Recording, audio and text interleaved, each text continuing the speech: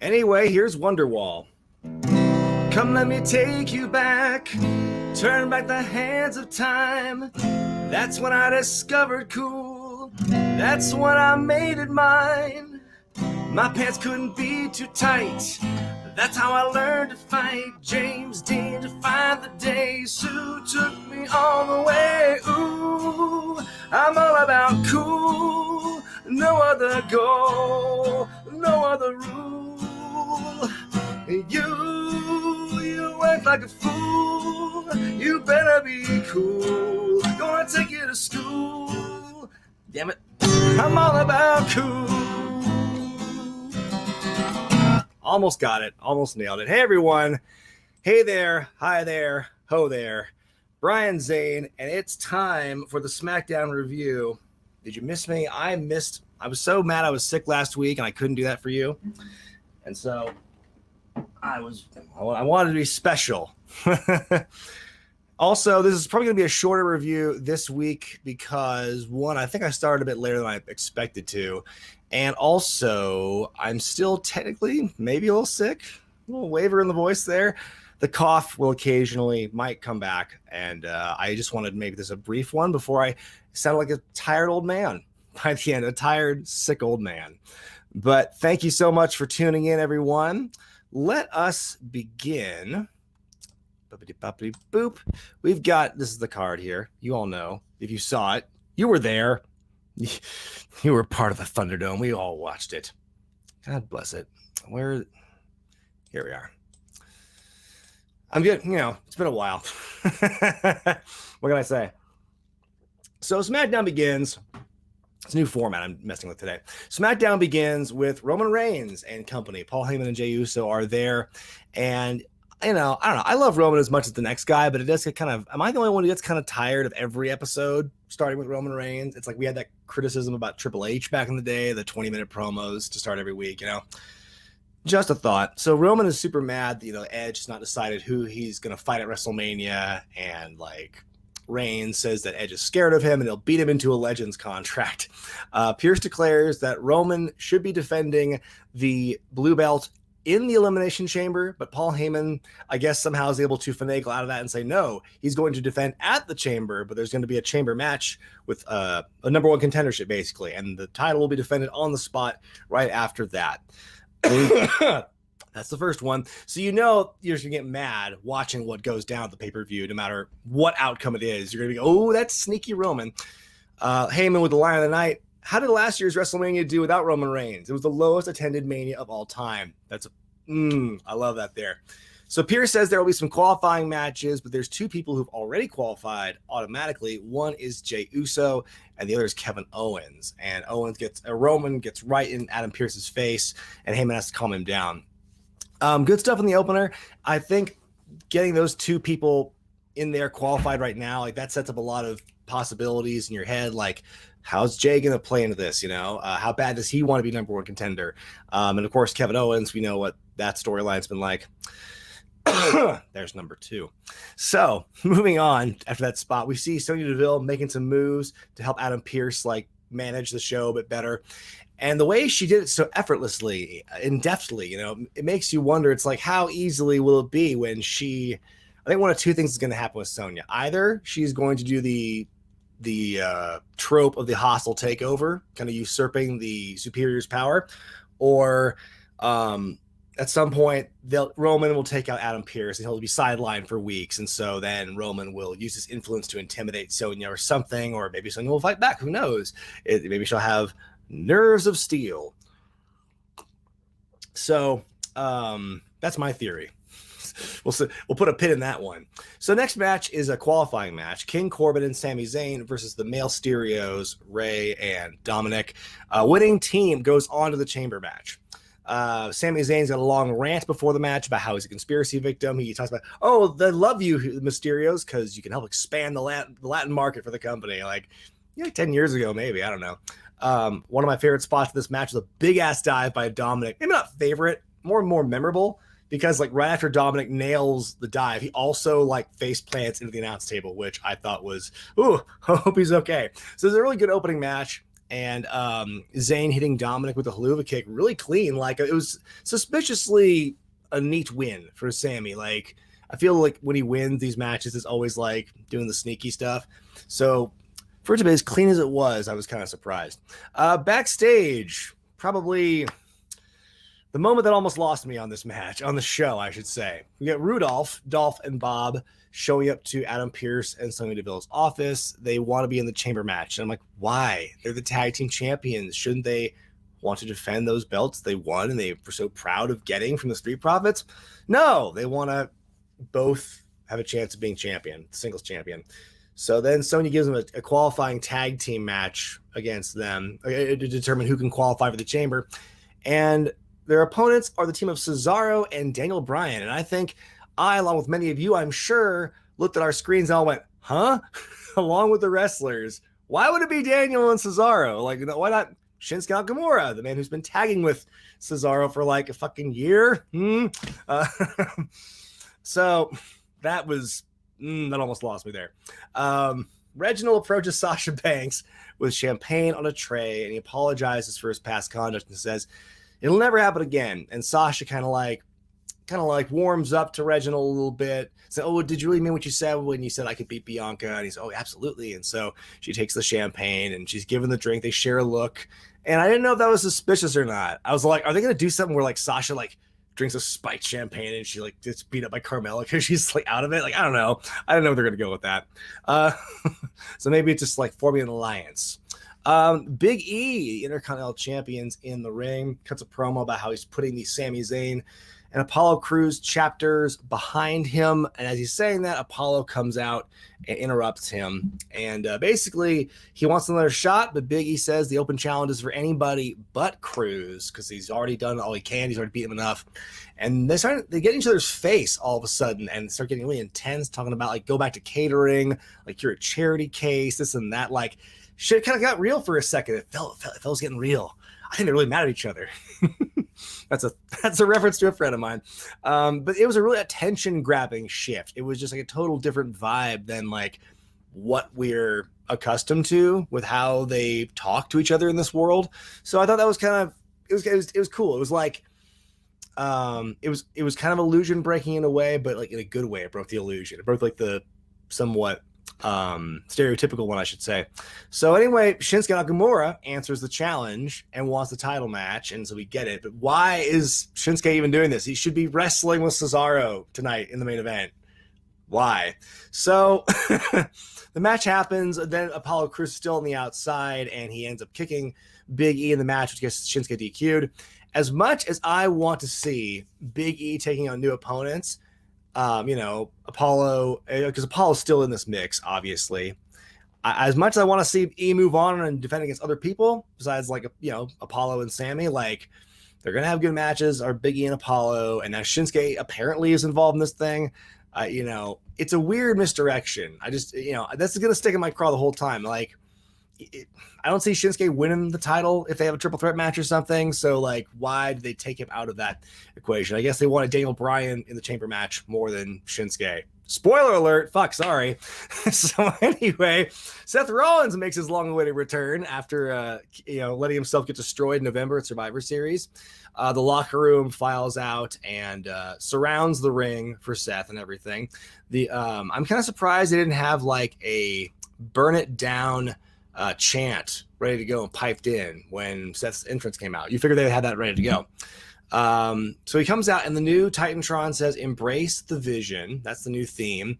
It's not the Messiah anymore. Seth with his leather suit and tie, which looked really uncomfortable. He says he's a changed man now after becoming a father. And now that he's back, where does he fit in? He declares himself the new leader of SmackDown, which then the locker room has had enough of their shit, and so he just says they all leave. And so Seth finishes his speech. You will embrace the vision. Lights come up, and he realizes everybody's gone except for Cesaro. He's the last one in there, and he just kind of looks disappointingly at Seth and says, you haven't changed. And he goes to walk away, and Seth beats him up. Like, he just jumps him, hits the leg, and he bloodies his head. Ultimately, Daniel Bryan and the referees break it up and everything. So, that's where it ends. That's Seth's big return, and we know he's still a heel, still thinks very highly of himself. Embrace the vision.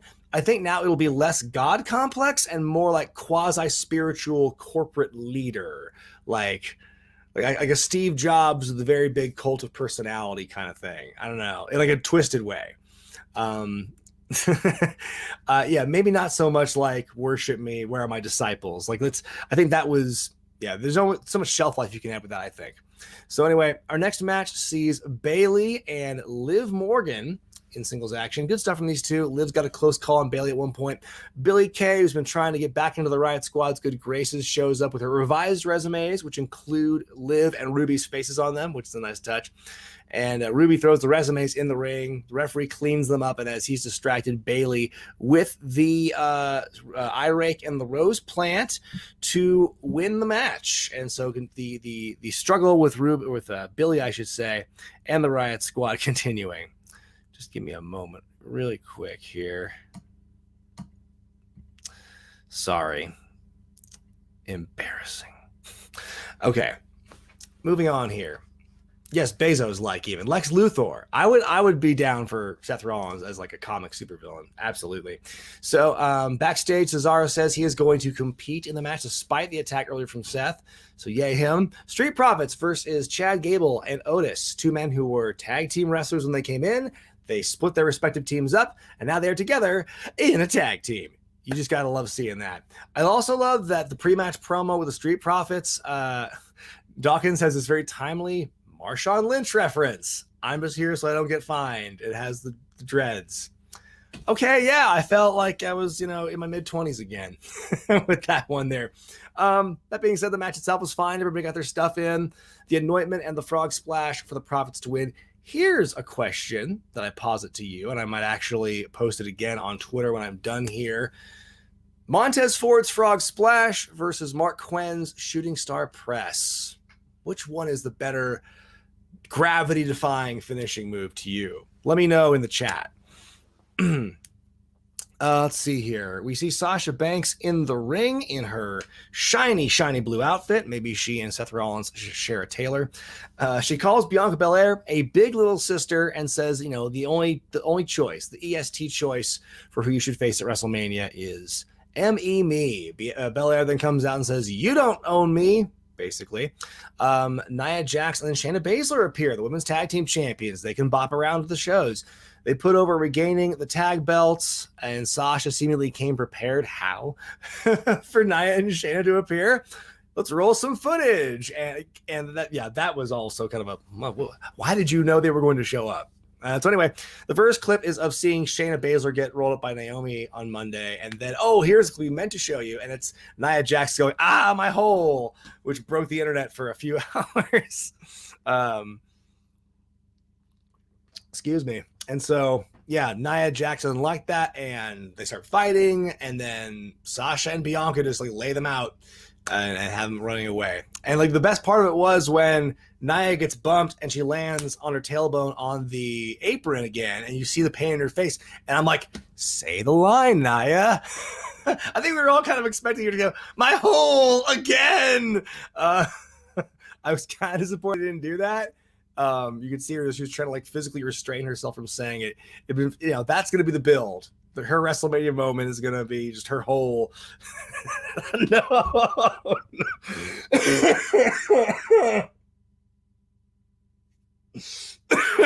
Fuck.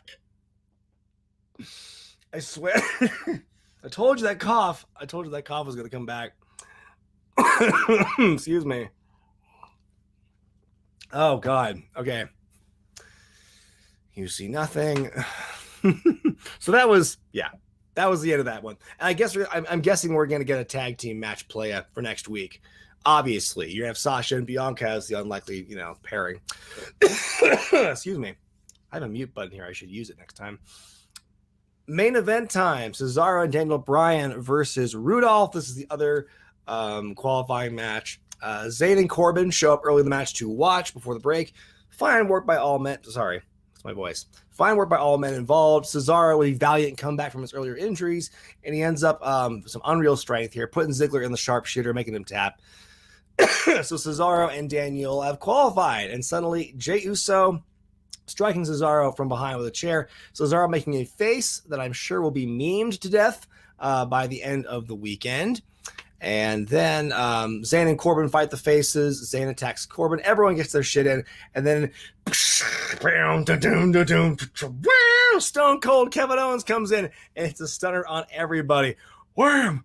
Wham! And he looks in the camera and says he's not done with Roman as we fade to black. And so I think that segment, it accomplished two things, where it was not only did Kevin Owens stand tall in the end there, but also good for Cesaro for that one, because like he came back from a really, big beatdown, and he was like the big hero of the match itself. So I think that was accomplished about everything it could have there. So yeah, pretty solid way to end that. There's a mute button. That worked that time. Let's see here. Before we go into the grade, one thing I'd like to ask y'all is to check out ProWrestlingTees.com. You can see my all-new shirt design, Select Character, inspired by the select screen from Turtles in Time. You can see some of my favorite side characters on display. There's Claude, Haas, Young Zane, Mike the Maleficent, Love Machine, Vacant, and Quattro Fontaine the third, fourth. You can check out that and a whole bunch of other designs over at ProWrestlingTees.com/wrestlingwithregret. How's that for an ad read right there? Maybe if I wasn't hacking up my lung, I could do it a bit better next time. With that out of the way, it's now time for the grade. I give it a B. I think it was a pretty solid show, especially from an action perspective. I think all the matches were just like solid. They were fun. They're entertaining. Like, yeah, everyone got some good time tonight, I believe. The stuff with Big E and Apollo Crews really held my interest. It had my attention, and it breathed a bit more life into the angle, which I thought was going to die, but now it's coming back apparently. Seth Rollins returning. That was interesting. The attire, again, that suit. That's a big flex for Seth.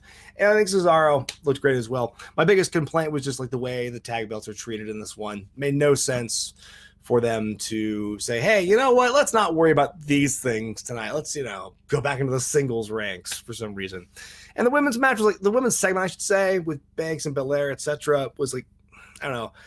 It was okay, but like, I'm so sick of seeing the trope of two singles people just like out of nowhere beating up the champs, right? Like the two-time tag team champions, and they just kind of chumpatize them. Again, like we see it so often, it's almost kind of like a parody at this point. So those are my takes on that. But what do y'all think? Actually, I really quickly pull up my poll. After talking about Nia's hole, we got to talk about my poll, where I asked the question for people to give me their grades for the show. Most people, I'm getting a B. Also a B is what I'm seeing here. 41% of the vote on the community tab. C grade 24%, F 19%, A 10%, and D 6%. So thank you all for contributing to that. I'm trying to get more of a handle on the community tab on this thing. So bear with me as I try and learn the ropes on that one. Learning the ropes. I wish I could understand half the audio in those learning the ropes clips so I could actually hear the lyrics. Let's see here. First super chat comes from Ken, terminated by DQ. How's your health, Zane? It's, well, you hear it. You know how my health is. Besides the cough, though, everything is fine. Yes. Oh, I'm sorry you were sick. Yes. It was going around. You know what it is? It's my kid, because she goes to daycare, which is like a petri dish, and like she had this same cough for like 2 weeks, and many times in those 2 weeks, she would just cough like in my face. Like I'd try and put her in her car seat. She's like, like, thanks, sweetie. Can't wait for this to lay me down for a week and a half. Wendigo, $10 Canadian. I know I'm old school, but most modern wrestlers apply their holds far too loose and only for seconds. You can see the crowd behind them. While Hart or Benoit Malenko applied far better holds. Yeah, like that's you got us dead to rights, Wendigo. Yeah, I think some holds though I think can still look good. like, yeah, headlocks and things. Like, there's a bit of air in there. I think they're the way the wrestling is now. It's like you don't work headlocks anymore for very long. That used to be something you could do for a good length of time. And yeah, but wrestling fans' tastes and the wrestling style has evolved, so it's more of a comma than a stanza. Heisensall, $10. Zane, what do you think is the worst WrestleMania moment that WWE still pushes? His pick is Andre choking Bob Uecker. Like, yeah, that is weird that they always bring that one up. Like, maybe because I didn't grow up in the time, or maybe I just didn't, I wasn't a fan then, didn't get the context. Like, maybe I'm not enough of, I'm not a baseball fan, but I guess I don't really know how big a deal Bob Uecker is. I guess I get he's a big deal. He was in Major League. I mean, come on. What's my biggest worst Mania moment? Maybe Snooki. I don't know. Like, it's the Snooki cartwheel. It was so like one and done. They got me thinking. Like, some of y'all post your picks, by the way. Whoops. The switcher. Scroll down a little bit here. Oh, shit. Here we go. I am Error. Thoughts on Miro's What is Love bit last week? I loved it. I thought the wedding was great. I was mad that I was too sick to do Wednesday Warfare last week, so that I could not talk about it. I thought it was very fun, and like, as soon as I saw the cake as big as it was, you knew orange was popping out of it, but it was just a matter of when. And yeah, the What is Love thing, I thought that Miro kind of kept running with it. It was pretty funny as well. So yeah, fun stuff all around. Healthy the Mountaintop, 5 British pounds. Speaking of which, by the way, I've gotten really back into like Rupert. Like, I've been like doing some down a Rupert rabbit hole lately, because like, do you ever get these moments where you just kind of think of like something you watched as a child, like a lot when you were like really young, and like it just kind of hits you back? Like, for some reason, my parents had Rupert and the Frog song on tape, and I don't know where they got it from, but like, I watched the shit out of that when I was like 5 or 6, and so like, just one day this last week just kind of came back to me, and I had to look up the song. Oh, Paul McCartney like produced that? Like, okay, like, So anyway, British pounds reminds me of Rupert. That's your side for the day. Evening, Brian. Which match do you feel people are sleeping on for TakeOver? For me, it's Gargano Kushida. Also weird the Messiah theme is gone for Seth. I mean, first of all, I think it's good for Seth to get away from the Messiah thing. Like, I think it's like, there's only so far you could take that without going like the ministry route, where he's like, drink the blood I slit from my wrists and you will become part of my crew, Gargano Kushida is going to be great. I think the women's triple threat match is going to be fantastic. What else is happening? Like, Balor Dunn's going to be hard to watch. It's just going to be them just like potatoing the shit out of each other for 30 minutes. Yeah, but I think as far as like the underrated one, I guess, because they're all kind of like good on paper, is Gargano Kushida. So that would be my answer. Oh, shit. What happened? Sorry. Anyway, Parker Soul saying $5. I'm so happy that Liv Morgan has found herself. Oh, yeah. God, I forget that. I forgot that. God. What a year 2020 was, right? That was her whole redemption storyline. I haven't seen the chronicle of her thing yet, but I hear it's basically them saying, we just got to dicked her around for 6 months because we didn't know what to do with her. I'll have to watch it, though. Heisensall, do you think the invasion angle would have been better if Triple H were the leader instead of Austin? I think that's the way they could have gone with it. I think you still could have had Austin lead the alliance, and I think it makes more sense, actually, for Austin to still lead the alliance and Triple H to lead Team WWF, because he is the one who, like, excuse me, like, I guess you have to try and explain how the relationship to Stephanie would work, all things being the same. If she still became the ECW owner, would Triple H be like, I'm going to be with my father-in-law instead of my wife? I don't know why. Something, I don't know, because Austin still has the gripe with McMahon, which is like one of the few things that justifies Austin being part of the alliance in the first place, is that he still has it out for Vince McMahon, which keeps that consistent, at least, even if the roles are reversed. So I don't know if Triple H being the leader would have improved things, but I think he would have led one of the sides, and I would probably bet Team WWF. would be my pick, because every once in a while they love to make Triple H a babyface for no reason. Trakes, $2. Get well, good sir. Thank you. I'm trying. And like I said, like everything else is fine, but the cough comes back every now and again. Jordan Taylor, $5. Nia Jax yelling, my hole, doesn't compare to Bully Ray yelling, my balls, to Taz. Yeah, that's true. I love when Matthew from Botchamania chopped up all the big ones. My balls, my vag, my hole, the Holy Trinity is finally there. Yeah, I think with the women's segment, by the way, I think they could have done that was kind of a lazy way to bring up the my whole thing. They could have done a lot more clever way to just bring that up as a reference, or like even during commentary, they're like, wow, her thing went viral from that funny thing. Like, I don't know, have some fun with it. That's all I'm saying. Mike R, $20. Thank you very much, Mike. What's my take on the AEW women's division? Do you think it's because they don't have star power to make it a thing like NXT, or do you feel it could be the fact they don't value the women's division seriously? I mean, WWE has made more stars with the women, but if the prevailing internet theory is that to be a star, it's like you have to transcend wrestling. That is some people's definition of a star. Making stars is what they want to do. I think in the world of WWE, they got plenty of stars, but like outside that world, people don't know anyone. It's like some casual fans aren't going to know, or, forgotten fans, lapsed fans. They're probably not even going to have heard of like Sasha Banks or Bayley, or whoever, maybe. So like the whole idea of WWE having more star power, again, in the women's wrestling world, yes, they have more star power because they've had a head start. AEW is kind of building their women's division from scratch, and they don't have like a pipeline. And so, unless you count the Joshi stuff, which is shunted off to the exclusive YouTube world for this fucking tournament, they can't bother to have them air on the actual shows.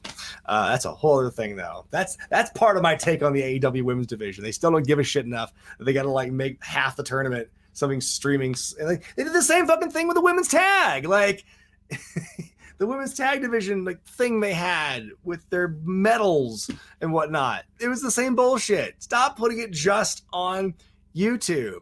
If Kenny Omega has to say every week, I want the women's division to be like a big thing, like, do you not have some kind of pull or sway in that? Can you like get the ball rolling? That's all I'm saying. So it's not an issue of, they have more star power because WWE has more time to have done it. So eventually I think AEW will get some more stars. They're kind of building their own right now, which I can appreciate. There's plenty of fine performers in it, but like they're just not given the platform that they should, I believe.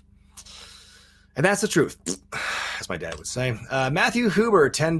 Mr. Zane, as I recall, you did not enjoy the Lashley-Lana wedding on Raw, but did like the wedding on AEW. I thought the Dynamite segment was like a bad parody of WWE shtick. Why did you enjoy AEW? Well, the storylines are very different. There's a lot of, context to both storylines we're leaving out because the Lana Lashley storyline, I don't think anybody liked, and it just kept going and going, and then it reached this conclusion where it's like the wedding was like bad. It was objectively bad, but it was like car crash bad, where there were enough things where it's like you had to watch it because you didn't know what was going to fuck up next or like what was going to happen. Like Lana's makeup getting smeared, and I'm trying to remember some of the characters they had in this thing. It was so bad it was good almost, I would say. Whereas this one with Kip and Penelope, and it's a different storyline, it's different perspectives. And so it's a different story being told. And I also happen to like a lot of the characters. I still like Miro, Rusev. I love the best friends and Orange Cassidy, and like I'm liking the shtick with Miro and Kip and Penelope. So I think it was fine. Like, it's two different weddings. It's not exactly 1-1. There's enough differences that make me enjoy one and not necessarily enjoy the other one. But thank you very much. I am Error. Tenille Dashwood versus Dr. Britt. Who wins? Let me think on that while I take a sip Have some water. I think Nyla Rose comes in and jumps them both. No, I think that probably be Dr. Britt Baker, just if we're going to have an AEW's turf. Just a thought. So that is probably where I'm going to wrap this up, I feel. Thank you very much for watching this tonight, folks, and thank you for putting up with my sick, decaying throat. I don't know why the cough hasn't gone away yet, but 284 people, we're at 284 people watching. Thank you so much. Really appreciate it. And once again, while I have you here, I have your attention. Check out my new t-shirt, Select Character. Oh God, this text is still here. Jesus, get rid of it. Moxley versus Sami Callihan. Basically same gimmick? I don't know. Sami's still a hacker again. No, Moxley. No, it's not the same. What? Okay. Hang on. Moxley versus Sami Callihan. Is it the same gimmick? ProWrestlingTees.com/ you know what it is. I'm tired. Are they the same gimmick? I mean, Sami's kind of still has the hacker element, right? Because he was ICU. Or I don't know. I think Moxley would win that one probably. What else? What else to talk about here as we wrap this one up? I will say what to plug next week. Next week, I'm really excited about this one. I've been poring over this script for a long time, and I'm really excited to present my take on the storyline where Vince McMahon goes to Memphis in 1993, predating the Mr. McMahon character being born at the Montreal Screwjob by about 4 years. And it's this very little known storyline, or like lesser known, I guess. It's an interesting footnote in history. I'm really excited about that one. And as you might have heard at the end of my Armageddon 2000 review, the next classic review is going to be No Way Out 2001. So after that, I'll have completed a nice big chunk of 2000 and the beginning of 01. And so I'm really, I'm excited about that one as well. Rewatching that gave me a lot of good feels. And so I hope you all have the same experience reliving No Way Out 2001 with me in 2 weeks. I think that is going to do it for now. And I hope you all liked the musical rendition of Deuce and Domino's theme. I was very happy with myself on that one. But folks, thank you so much. Always remember, the influencer loves you. I'm Bryan Zane, and I will see you next time.